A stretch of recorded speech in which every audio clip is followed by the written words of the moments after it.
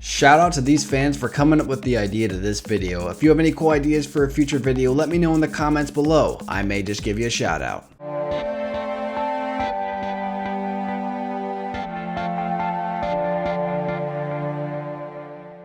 What's up my net soldiers, I'm the Net Alliance, and today we're asked the question, what if Luke Skywalker stayed on Dagobah with Yoda in The Empire Strikes Back? Now before I jump right into this, let me just state that this theory is just my pure opinion. And honestly, it wouldn't change that much in terms of story. Give or take a few things, you'll see what I mean in just a bit. But I will try my best to give a compelling narrative that seems to make sense. But as with all my videos, let me know what you think would happen in the comments below. So let's set up the scenario like in the film. Luke learns that his friends are in trouble and prepares the X-Wing. Yoda tells Luke not to go, for he has not completed his training and wouldn't stand a chance against Vader. But I have to save my friends, Luke says, packing his bags. Yoda looks at Luke. Die, you will.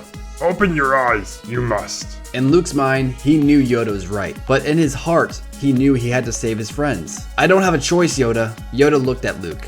Always a choice, there is.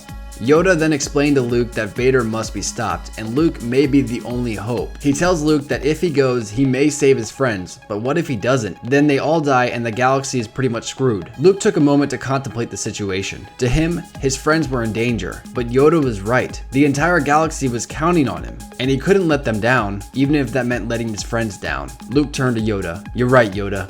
This is bigger than me now. Yoda nodded in agreement. Good.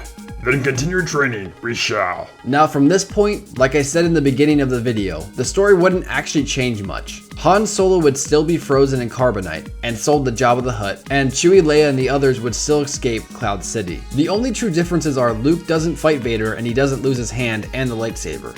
However, I feel there is one super important thing that many YouTubers either don't think about when they do this topic or they just don't include. The massive change is that Luke never finds out that Darth Vader is his father. And as we know, this is a crucial plot point that affects Luke's character and his future. Now sure, we could infer that Yoda would eventually tell Luke, but in my opinion, I don't think he would. And honestly, if I was Yoda, I probably wouldn't tell him either. Because think about it, if Luke continued to see Vader as an evil being, he will train harder to defeat him and essentially kill him. But as soon as Luke would be told the truth, everything would become so much more complicated, as we've seen in the movies. You see, Luke wasn't training to kill Vader, he was training to turn him back to the light side. But if Luke was actually trying to kill Vader, he may actually succeed, for he wouldn't have that emotional connection with the fallen Jedi. So in this story, neither Yoda or Obi-Wan tell Luke the truth. From here, Luke would stay and train with Yoda on Dagobah until he finished his training. The problem is, we don't exactly know how long it would take for Luke to finish his training, but we could assume that since Return of the Jedi is 1 year after The Empire Strikes Back, and Yoda died of old age in the 6th film, Luke could have a whole year to prepare to face Darth Vader. So after Luke completed his training,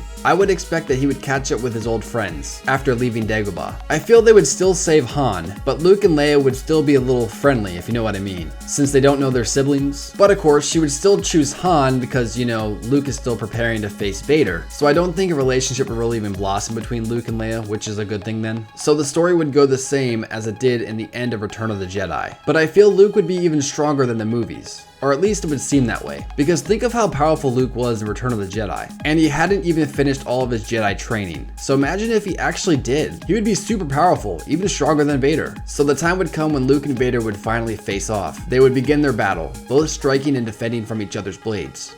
Impressive, young Jedi. Luke kept his composure. It's time you paid for all the people you killed, Darth. Vader and Luke continued to fight upon the Superstar Destroyer as the Emperor watched. You have anger, Luke.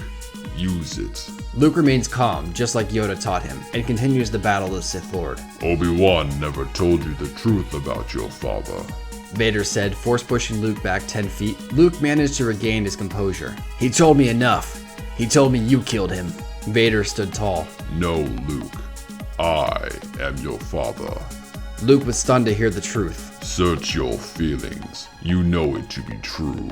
Luke said no, but the Force told him yes. He disengaged his lightsaber and fell to his knees in sorrow. Vader walked to his son's side. The Jedi have lied to you, Luke. What else may they be lying about? Luke kept his head down as he rose to his feet, saying nothing. Join us, Luke. Join me, and together we can rule the galaxy. Palpatine walked towards the Skywalkers. There may only be two, Vader. Luke opened his eyes and nodded to Vader, then looked towards the Emperor. There will be. Luke ignited his lightsaber as Palpatine fired his force lightning at him. The young Jedi managed to block the lightning as Vader jumped into action, catching Sidious off guard.